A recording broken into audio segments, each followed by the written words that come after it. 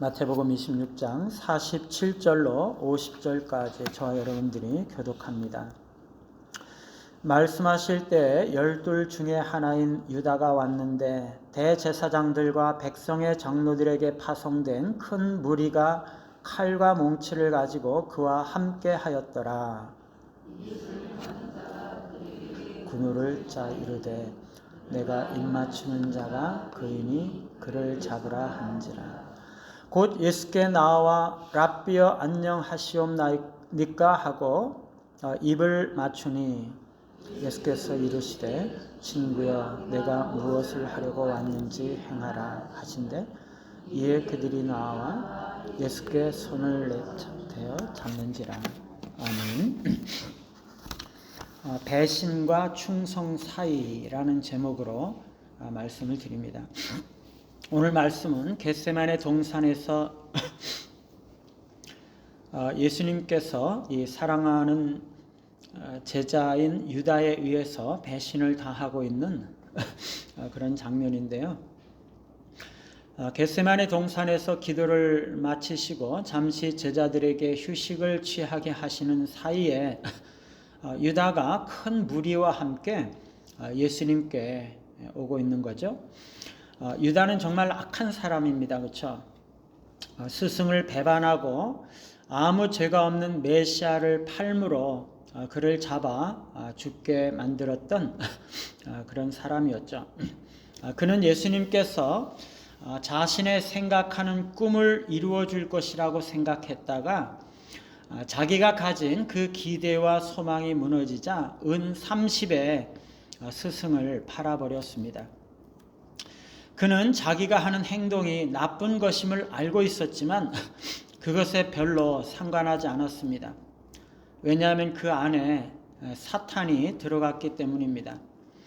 그는 사람들이 볼 때는 아주 훌륭한 사람이고 존경받는 사람이었지만 그는 자신의 내면에 너무나 사악한 본성을 숨기고 있으면서 자신의 생각에 맞지 않고 한번 환멸을 느끼고 나서는 매정하게 스승을 배반하고 그의 내면에 깊은 만족을 느끼고 있었던 것이죠.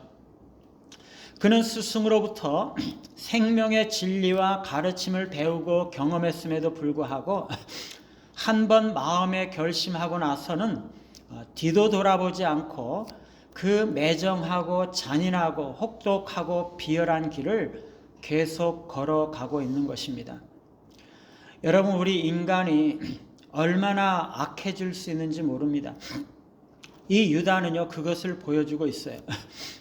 정말 선하게 살던 사람이고 사회적인 지위와 명성이 있던 사람이고 주변 사람들에게 너무나 존경받는 사람이지만 수많은 사람들은 여전히 그를 그렇게 믿고 있었지만 그의 내면에는 엄청난 사악함을 숨긴 채 자신의 뜻에 맞지 않는 스승을 제거하기 위해서 그 사악한 길을 걸어가고 있는 것입니다.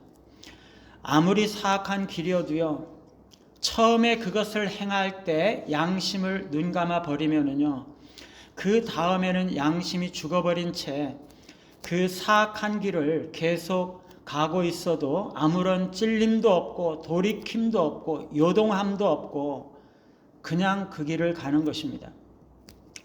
처음에는요, 스승을 만나고 나서 얼마나 좋아하고 기뻐했는지 모릅니다. 자신의 꿈을 이루어 줄 수 있을 것이라고 생각했기 때문이죠. 그런데 어느 순간에 스승이 가지고 있는 꿈의 방향이 자기랑 맞지 않는다는 것을 발견한 것입니다. 자기가 생각한 꿈을 이루어 줄 수 없다고 확인하게 된 거죠.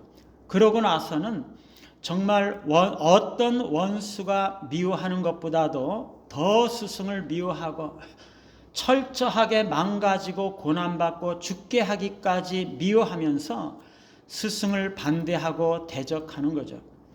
누구보다도 더 스승을 사랑하면서 따랐던 자가 한순간에 돌변하더니 스승을 가장 미워하며 대적하는 원수가 된 거죠. 우리 인간에게 있어서 배신의 비극은요, 가장 사랑하는 사람에게서 배신을 당한다는 것입니다. 우리와 가장 가까운 사람, 가장 친했던 친구로부터 배신을 당한다는 거죠. 그리고 가장 사랑하는 몸짓으로 배신을 당하는 것입니다. 유다는요, 자신의 스승을 환영하고 축복하는 인사와 사랑을 표현하는 키스로 팔아넘깁니다. 겉으로 볼 때는 스승을 너무나 사랑하는 표시를 하고 있지만 그 마음 속에서는 가장 비열하고 잔인한 미움과 증오로 배신을 하고 있는 거죠.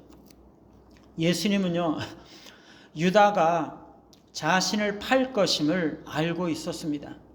그토록 사랑했던 자, 자신에게 가장 가까이 두었던 자, 가장 아끼고 믿었던 제자가 자신을 십자가의 형틀에 팔아 넘길 것을 알고 있었어요.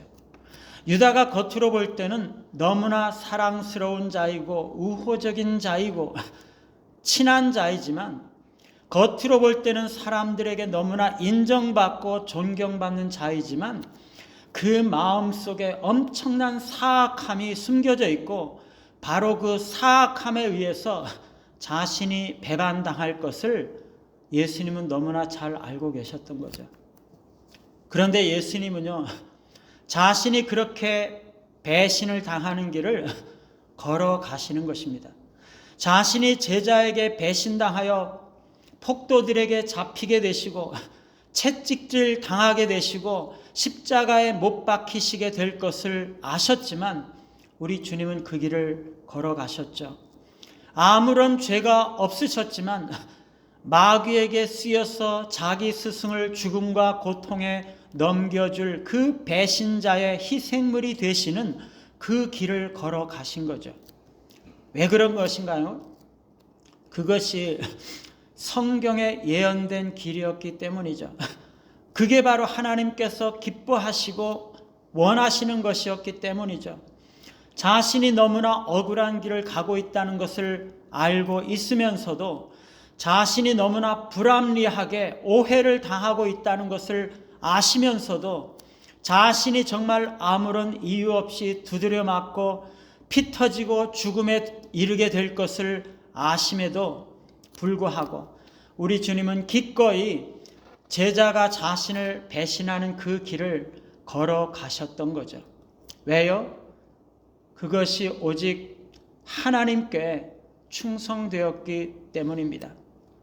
사랑하는 여러분, 여러분은 예수님의 길을 걸어가실 수 있으세요?